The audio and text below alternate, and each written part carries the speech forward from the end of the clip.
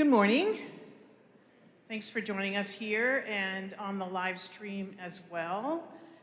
We're excited this morning to have this time with Bishop Dion and Bishop Jean. Thank you for being here.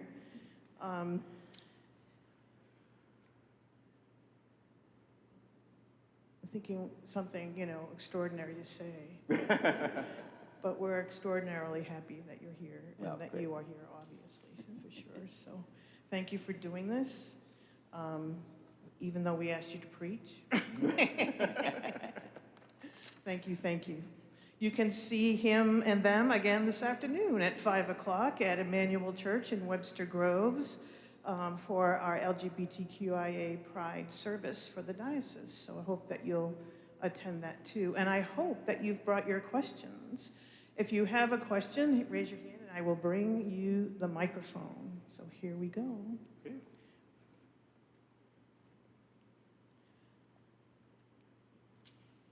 There's one at the back.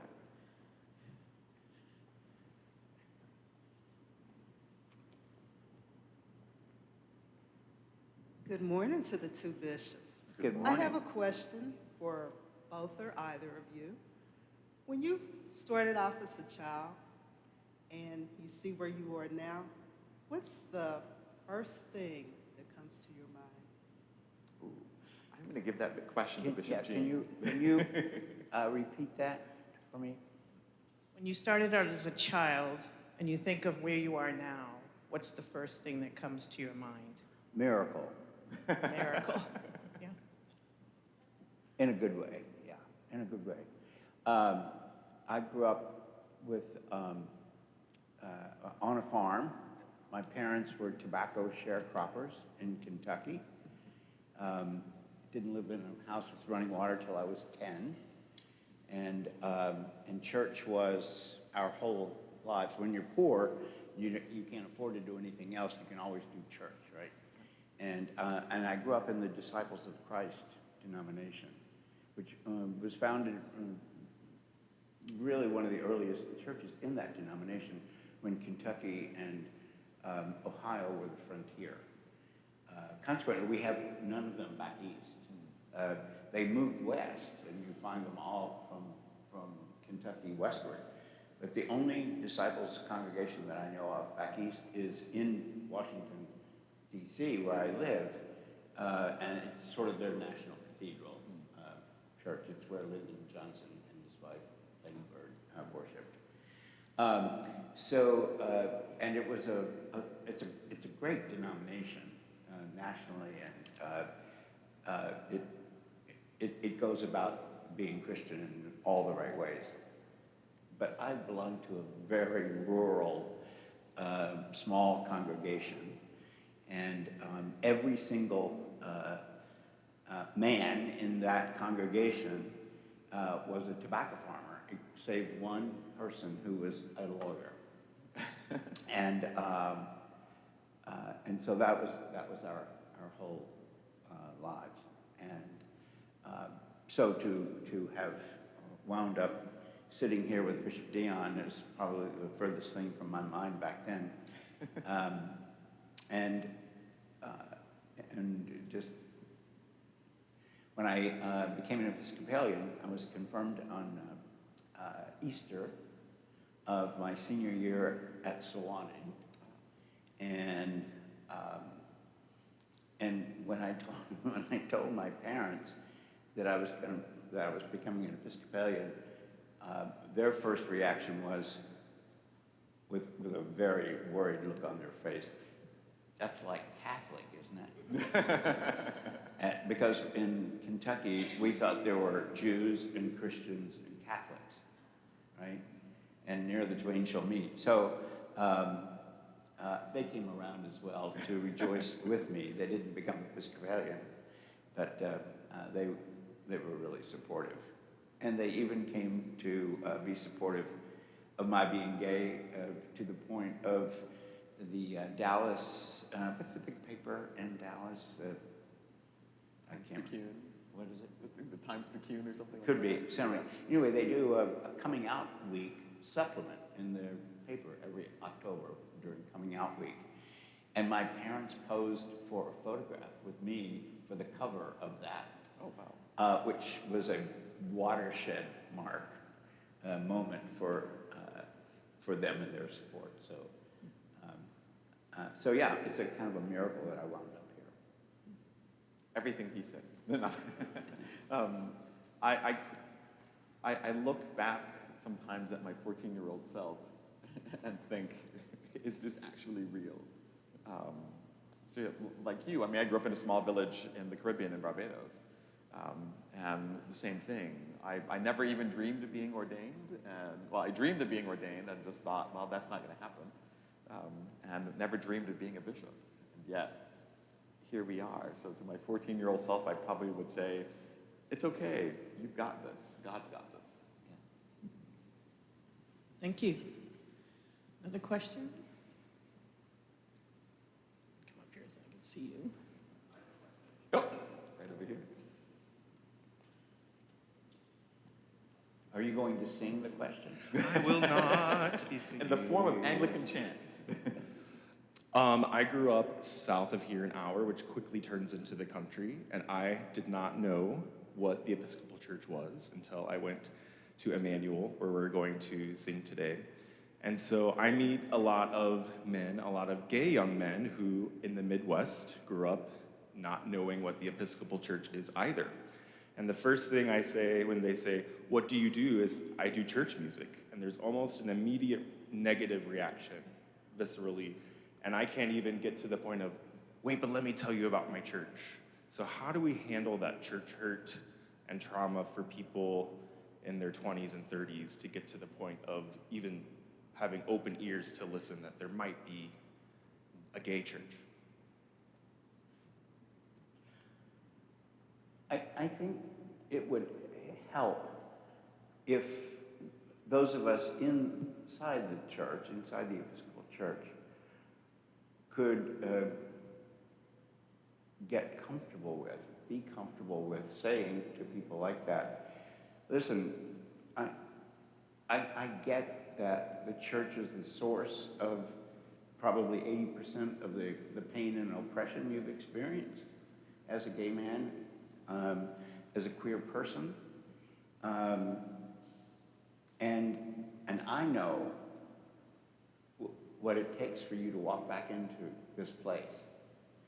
And then ask, what would it take to make you feel welcome here? And in the meantime, by the way, you really are welcome here. Please come. Join me. Come with me to church. I think it has been true for so long that so much hurt has been caused by the church, the synagogue, and the mosque, that church is just not even considered as an option for people in their, teens, 20s, 30s, so on. I guess I'll go ahead and say, and I think marching in the Pride Parade is not enough. There was a time when that was a really bold and wonderful step, and now there are just too damn many churches in the Pride Parade. And by the way, I used to think there were too many corporations now marching with us because it's just boring, right? We're losing corporate support like crazy because everybody's bowing their knee to the president before they even have to. They don't want to be seen with us anymore. It's not good for their business. So anyway, I think when I had the great privilege of burying Matthew Shepard's ashes at the National Cathedral, I started that service by saying to the people, I want you to know that I know what it took for some of you to walk in here today, and how much I admire you for that, and I appreciate that. It's like asking a battered wife to go back to her abusive husband. And so we're going to treat you well today because you are so welcome here. And all those messages that you got about not being welcome, mercifully are changing. And they're changed in this place. You can come here and be safe. I think we need just to be a lot more straightforward about that. Straightforward. I would add to that I think we have to show up in all the places we're not supposed to show up. I mean, I remember right after you were consecrated, you went to a gay bar with your collar and purple shirt. I did. And it made the news. And the presiding bishop, I think, nearly had a heart attack. But it went a long way in saying to the queer community, we really are serious about being a place of welcome. I think that's what we are. I mean, I say to clergy just before they're ordained, I want you to go to all the wrong places, the places we're not supposed to show up, and I want you to wear your collar. Which is what Jesus was criticized for Exactly. all the time. So if you're getting a phone call from your presiding bishop or bishop saying, what are you doing? You're doing it right. Then the other part of that I would add is we have to acknowledge the hurt that we caused. If you're here at Christmas or Easter, I usually offer an apology for the way that the church has hurt folks. But I know I'm, in some ways, no pun intended, speaking to the choir or to the converted. So part of it is being able out in the public square to say, as a church, we messed this up, and we need you to help us do better. And I think that's a good start. Showing up and being able to say, we messed up.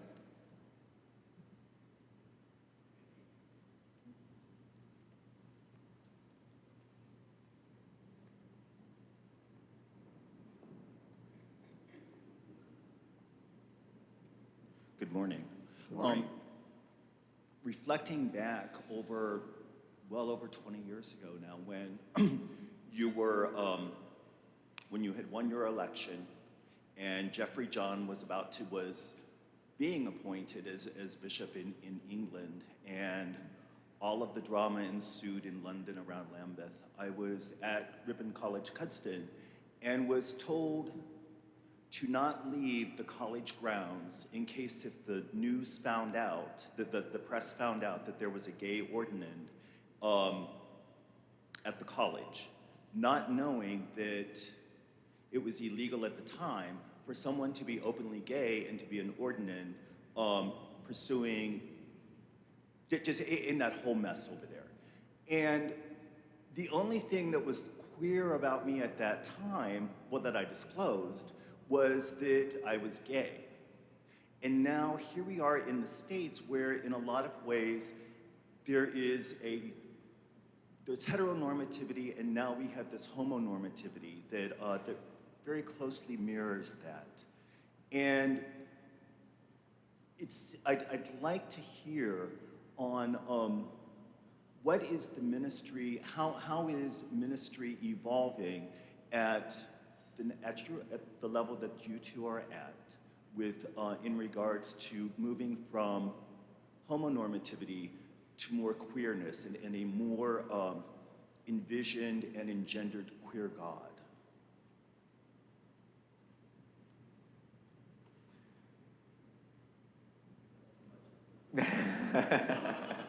Processing. Processing.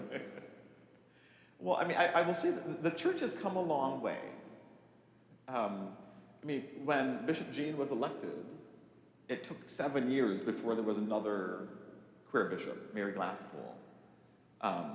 And by the time, like, say, I was elected, and then now the bishop-elect in LA, the new bishop in East Carolina, the church, quote unquote, itself has changed significantly. I mean, if I remember correctly, you had to wear a bulletproof vest to be consecrated. Yeah. I didn't. I mean, we had security, but that wasn't, part of, that was security just because. But I think the church is moving in a direction that I think on some levels we also still have to make sure we bring everybody else along with us.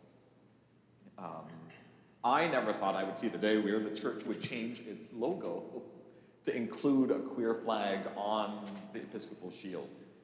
That's, like, when that came out, I just thought, whoa, awesome, amazing. And yet, I still think that on some level, we still have work to do with making sure that we bring folks who may not be at the same place that we are along, that we can learn to disagree without being disagreeable. Yeah, interesting you mentioned Jeffrey John.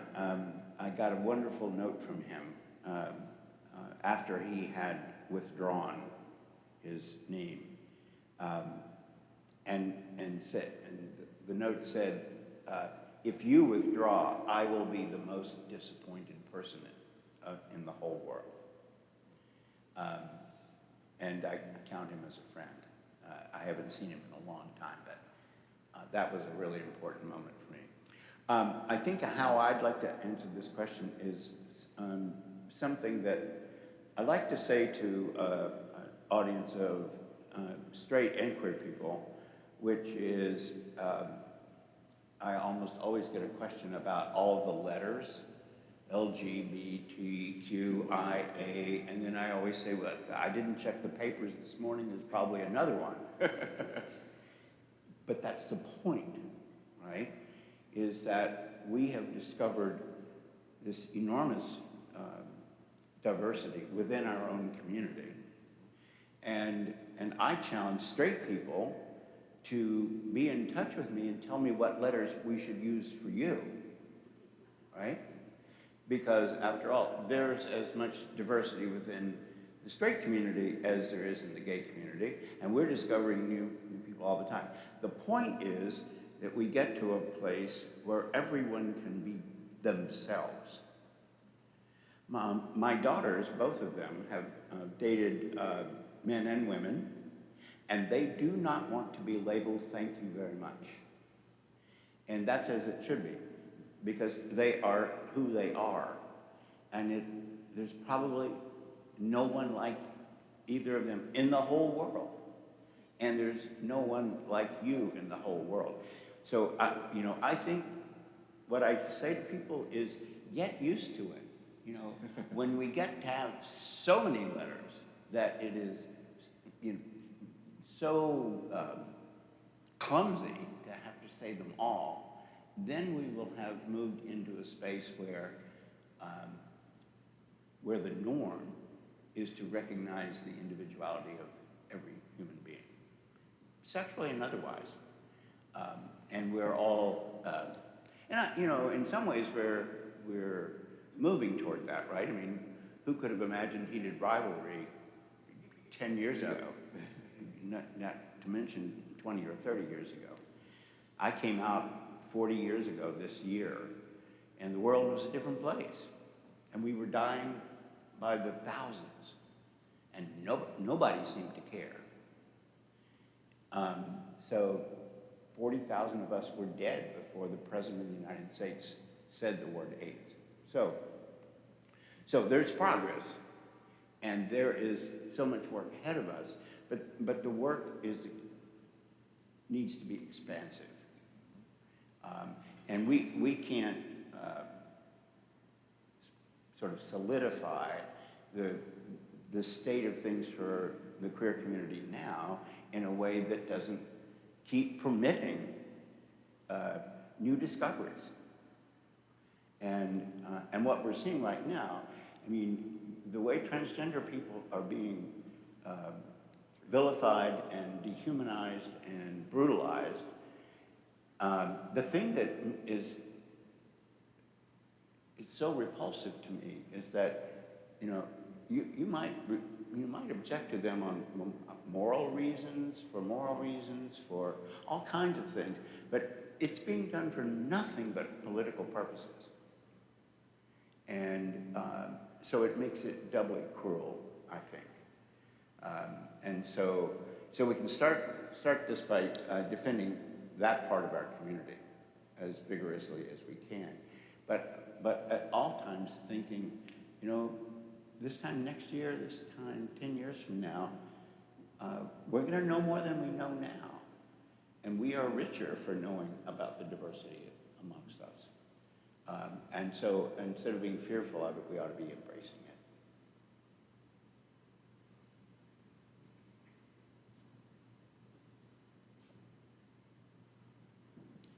we have a they God as well. And the best security at your ordination was COVID. Yeah, well, that kind of helped.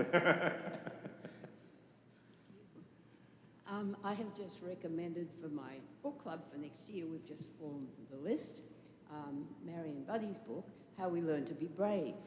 And I'm wondering about the backlash that she talks about. You know, when you do a brave act, often there's a backlash that comes. So what I'm thinking about is the continuous backlash that seems to come over and over again, and how people have to be brave over and over again to stand up. So if you could just speak to that, please. That's you. So it's not a surprise, right? That the forces of evil are full of energy, and it should come as no surprise. What I think Bishop Marianne is a great example of is you have to do the work of grounding yourself in God's love for you in order to be able to do what you say, to keep coming back and doing the right thing, even though there's backlash, even though there will be criticism coming your way. And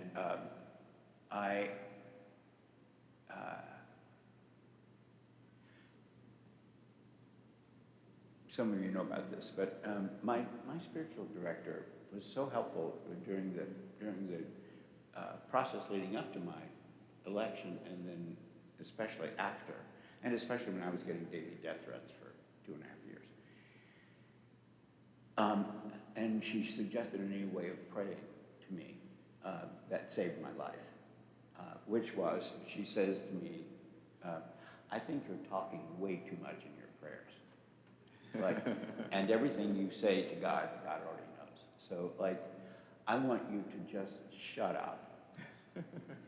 And I want you to sit with your hands on your knees, close your eyes, and imagine God's love starting at the top of your head like light or warmth, and oozing over your whole body like warm butter. And I want you to sit there and let God do what God does best, which is love you. And then when you, all of a sudden you come to and you realize you're making the grocery list for later, instead of that, you come back to that. Eyes closed, like warm butter. And she predicted and was right that it fills up that reservoir of courage and strength and resolve and commitment inside you, which the world takes away bite by bite every day. And if you don't replenish it, then we all get depleted and we can't take it anymore. So I think there's a lot of that going on right now in the culture. It's getting eaten away from us, and the only way I know to keep doing the right thing, or some semblance thereof, is to give rightful attention to replenishing our own knowledge of God's love for us. And nobody's government can take that away from you. So when in the gay community, when we talk about resilience, we talk about it's part of our DNA to survive, right? And any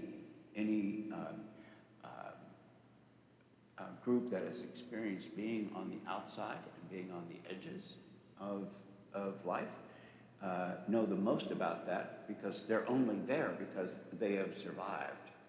And they have only survived because they've nurtured that kind of strength within them. So I think we should stop being surprised that we're just going to take grief for it. And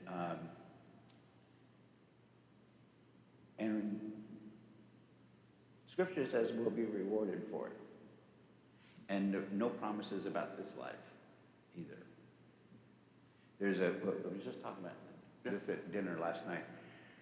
I don't know if you've been to the National Civil Rights Museum in Memphis, Tennessee. That's not far from here, right? 4 hours. Oh, 4 hours, well, 4 hours.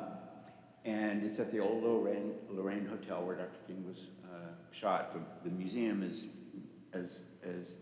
only 2 stories like the motel, so it's all in back. So when you go there, that image comes right back to you. And when you go in the front door, I don't know if it's still true, I haven't been in a while, but there used to be a sort of a black monolithic, I don't know if it was, I don't think onyx comes that big, but it's, you know, super black like onyx. And carved in bas-relief, it kind of looks like it sort of looks like a big anthill. But going around in a spiral, up and up and up and up and up, are African Americans. And every single one of them is either touching another person or actually standing on their shoulders, going up and up and up and up and up. And that image for me keeps coming back because those people did what they did to move things forward, knowing they would not live to see it come to fruition. And they did it anyway. And they kept doing it. And they kept doing it. And they're still doing it. And that's the kind of resilience that I think we need. Not to be shocked by the resistance to it, but to fortify ourselves to withstand it. And I think God's love for us is the key to that.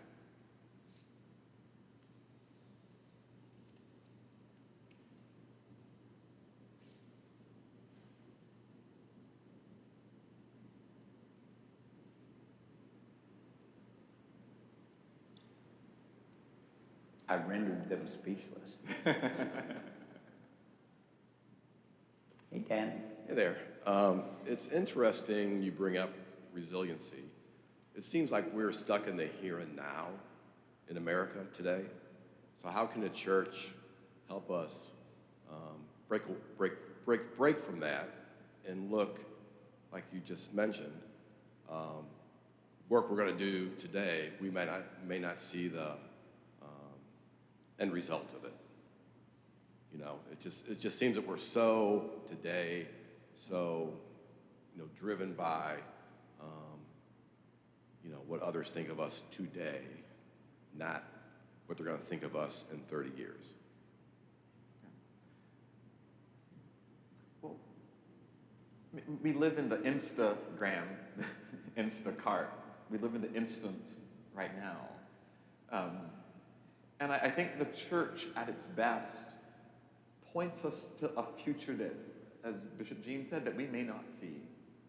You know, I grew up, my grandmother was 2 generations from slavery.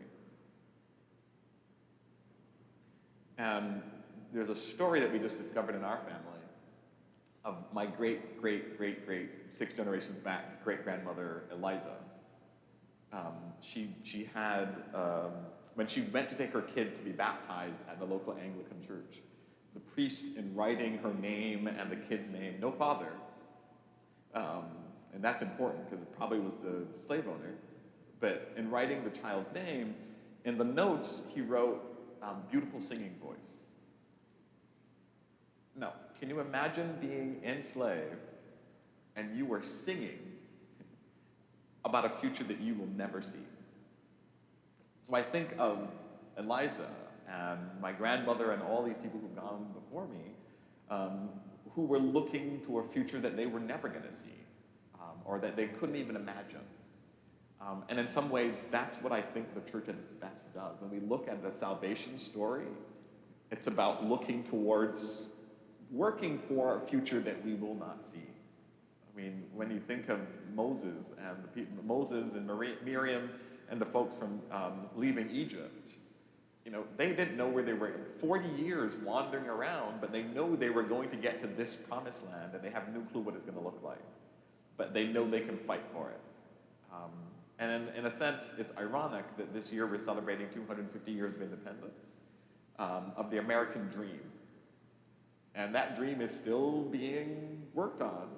And I think part of the church's role in this moment is to start casting the vision of, yes, this limitation, this Egypt that we're going through right now with this current Pharaoh is what's happening now, but there's a promised land coming.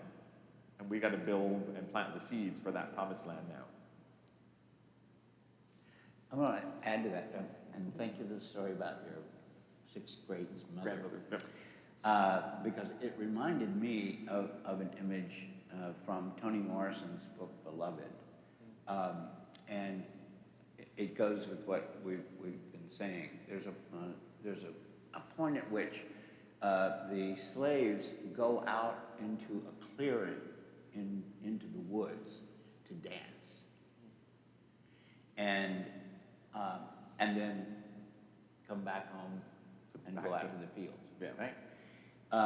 But for that moment in the clearing, they can dream about what it would be like to be free. Even though they can't bring it about yet, it's a reminder of where they're headed. Yeah. And just to be a little timely, that's what I think pride parades are about. It's, I can remember a time when it was a moment to act free when you knew you weren't free yet. You could act free even though it was still illegal. Do you know that when I was elected bishop, gay sex was illegal in 12 states? I mean, that's how ornery people in New Hampshire were, right? To elect a criminal to be their bishop. Fortunately, 3 weeks later, the Supreme Court ruled that that was unconstitutional, but still, it happened. And so imagining something and in some almost liturgical way, participating in it is one of the ways we finally get there. And I think for many of us, pride parades and disco balls are, our clearings in the woods historically for the gay community to gather and celebrate what it was clearly not yet, but we believed we could achieve, and both gather a little strength from one another, and also have enormous fun, and wear way too skimpy clothes, and all that craziness of a pride parade is not accidental. I think it's our dance in the clearing. Kathy, you've been sitting on some questions. Oh.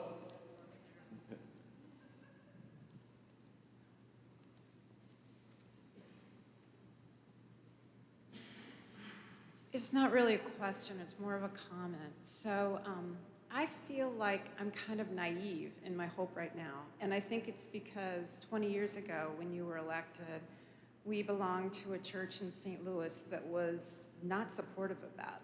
And so we left and we went to another St. Louis church. And then with my husband's job, we ended up in Los Angeles at All Saints Pasadena, where, Ed Bacon was very clear in that being gay is a gift from God. And that was just such a new way to look at everything for us. And it was wonderful. We embraced it. And then we ended up going to the DC area, and we were members of St. Mark's on Capitol Hill, where Michelle Morgan is a lesbian. And it was just like, oh, thank God. And then we heard, we were still out of town when Bishop Dion was elected, and that was just amazing to me too. I couldn't even believe that was happening in Missouri. So Neither here, could I. I mean, I really couldn't, and I think when I first met you, I said, I was amazed.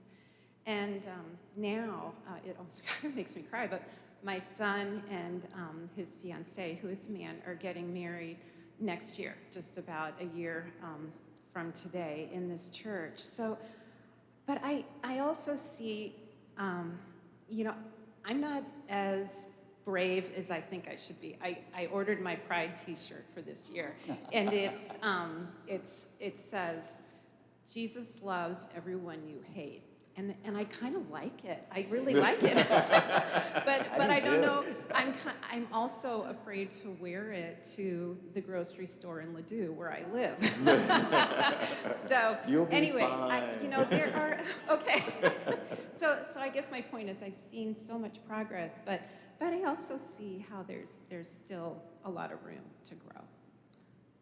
Thank you, and congratulations on the wedding. On some level, we have to rehearse the future we want to see.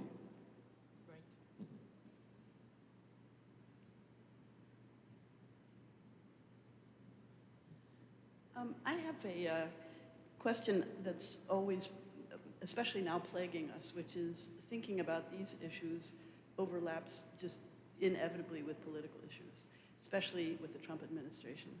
And pretty much everybody I know, including me, is very, super concerned about the political situation. And I, at least, partly because of this church, try to kind of stick with a more optimistic view that we'll get through this. There have been other bad eras, but all of the things that we're talking about today have to do with a mass of people who don't understand or don't view things the way we do. I'm sorry, can you say that last part again? Oh, sorry.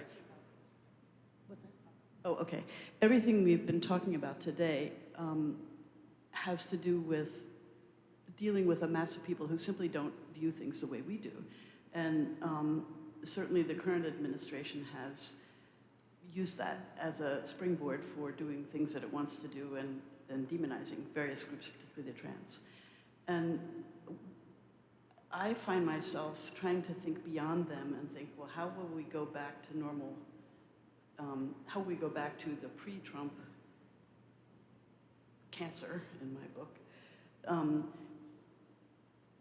trying to maintain a feeling of charity toward the people that we don't agree with, and how do we get back to, you don't like gays? Well, they're here, just deal with it, or something. What am I trying to say? How to, in particular with the church, I was raised in the Episcopal Church, and even my own sister won't go to church anymore because she doesn't like conservative Christians. There's a confusion in so many people's minds about what it means to go to church and what it means to go to a more progressive church, because the conservatives they've almost become the Christian church in this country. So I'm speaking too much around the topic instead of my question, but how can we, I would like, every time I say something about going to a church, I feel, I really want to say, but it's a progressive church. It's not the church you're thinking of, which is other conservative churches that miss all of the richness that we have. We're going to need to draw closer to them. How can we do that? How can I talk about going to church without feeling compelled to say, but it's not a conservative church, or because they are part of us. I mean, there's a lot of overlap with us, even though all of the progressive issues that we care about aren't shared. I hope I can still be heard. Any sense of how to talk about being part of the body of Christ without talking about our political differences? Do you see what I mean? I would like to get in the habit of emphasizing where I hope we're going, which is, I don't care anymore whether you're a Republican or a Democrat or whatever. The Trump thing is behind us. Let's get back on board with feeling good about each other. And at church, really, the whole issue about gays in churches, or anything having to do with a black bishop kind of thing, how can you do that and remain charitable, if you see what I'm saying? In other words, instead of saying, I hate those guys, I don't like the way they are. So I'm trying to figure this out just like you are, right? And I don't think we have, to my way of thinking, we haven't figured out what the answer is. And I think there are going to have to be a bunch of different answers for a bunch of different situations and so on. But it's not really clear to me. What is clear to me is that we're not going back. We will never go back. Because even if we achieve some sort of equilibrium that looks alike the past, we know too much now. I mean, it never occurred to me that our democracy could be as fragile as it turns out to be. I will never not know that again, right? So when, you know, it's not a good thing to go back because it would rob us of what we've learned in the meantime. It never occurred to me that the hard-won rights of the queer community, never mind communities of color and all kinds of people, could be undone. And if you don't think they're going to not go after gay marriage, you're crazy, right? I mean, there are people talking about having the older conservative Supreme Court justices resign before Trump leaves office so he can appoint some 40-year-olds who will be there for another 2 generations. So, I mean, I think if nothing else, we've gotten a tough lesson in reality of what we're up against. And before we make nice with those people, I mean, I think we have to be tough as well as charitable. And we have to name the behavior that we see. I don't think it's good to label people necessarily. But what we are seeing is white Christian nationalism, right? Which is just wrong on all kinds of levels. And I don't think it's religion anymore. What I do know is that there's a lot of idolatry going on, the likes of which we haven't seen since the golden calf at the base of Mount Sinai, right? Which was, you know, painted gold. We're seeing a lot of that lately, right? So I think there needs to be some truth-telling. I think we need to try to, this is the hard part, is to be reasonably humble while telling someone what you see to be the truth. And I think focusing on behavior is, I mean, Rachel Maddow gets it right. Don't look at what they say, look at what they do.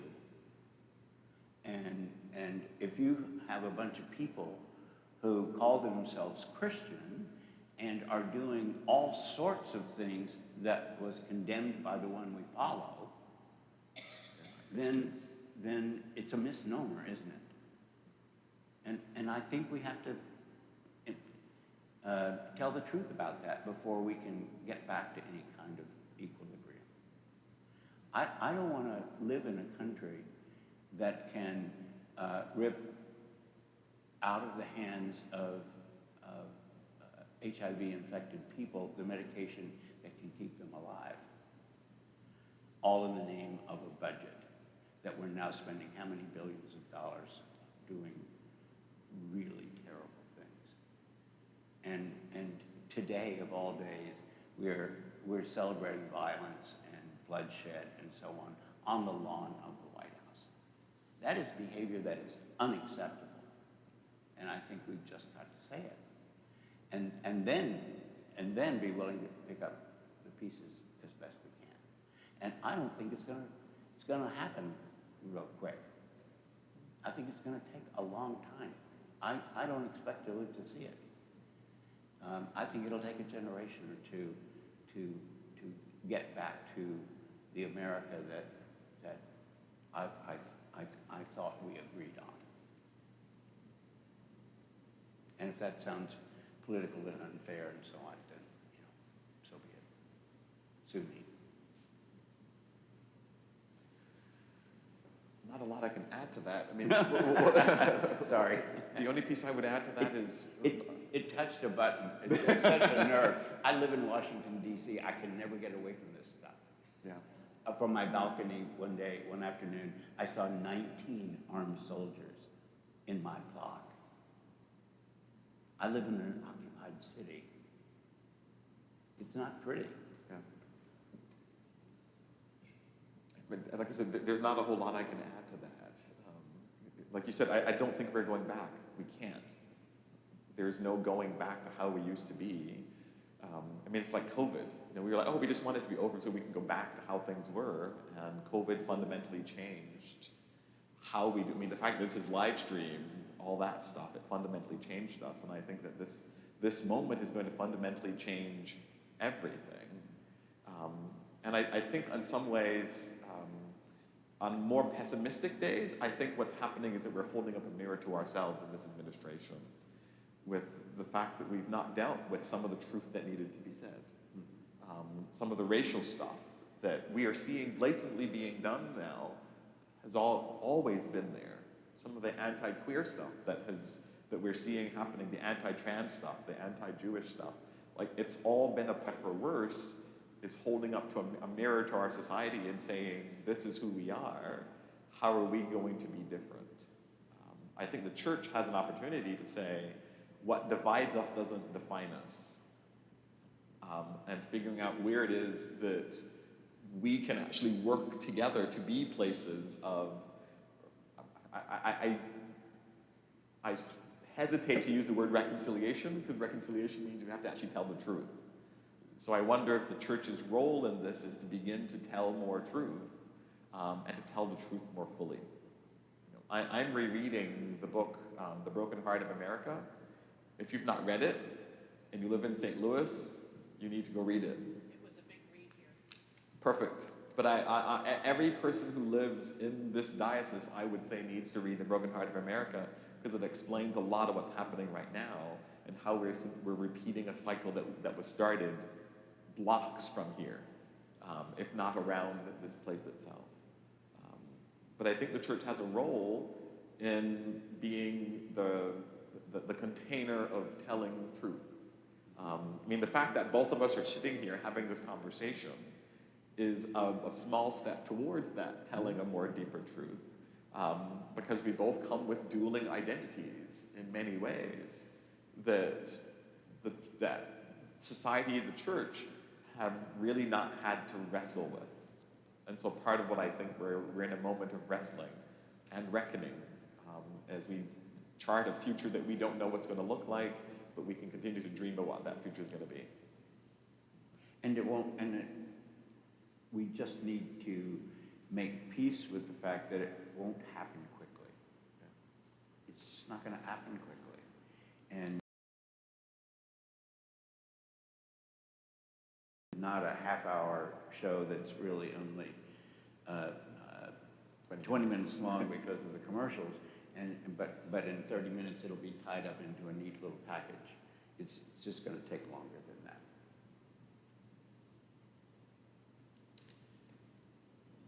They got to almost everything on my list here. Okay.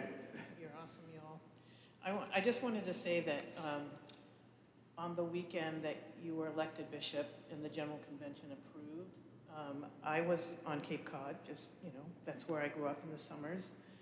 And I got a call from my associate rector. I was director of Trinity Church in Newtown, Connecticut. Mm-hmm. And she said, you have to come back. And we'd done all this preparation with the congregation. We prayed and talked and discussed, and I felt like everyone had everything in the open. But so I came off the Cape, and she told me what she thought was going on, and we wrote a sermon together.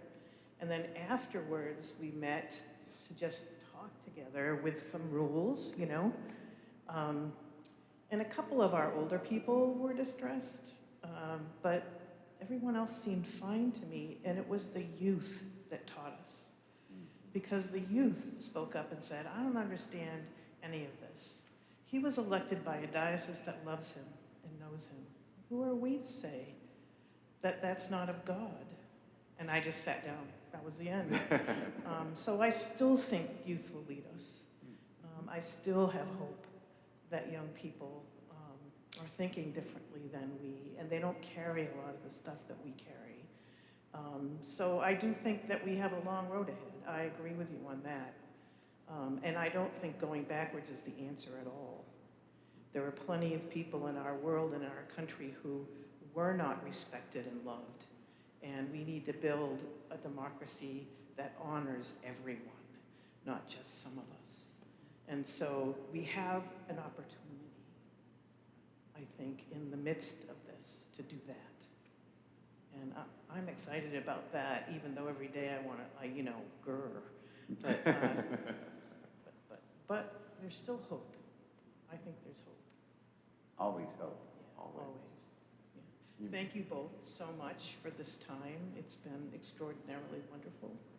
And we appreciate you, and we appreciate all you both have had to do to get where you are right now. I was on the search committee that brought Bishop Dion, and I was sure he was the one, but I never thought he'd be elected on the first ballot. Never. Neither did I. He surely didn't, because the Bishop Wayne called to tell him, but he got Giovanni on the phone. Oh, yeah. And Giovanni was like, wait. Wrong person. And then he just said to him, yeah, get it together, we're going to have you on the big screen in 5 minutes. But we were all weeping. We were all weeping here, too. God's in the midst of it all. And if we go back to how your spiritual director told you to pray, and we all do that, we can go quicker than we think, I think. Thank you so much. Thank you all. Let us thank them.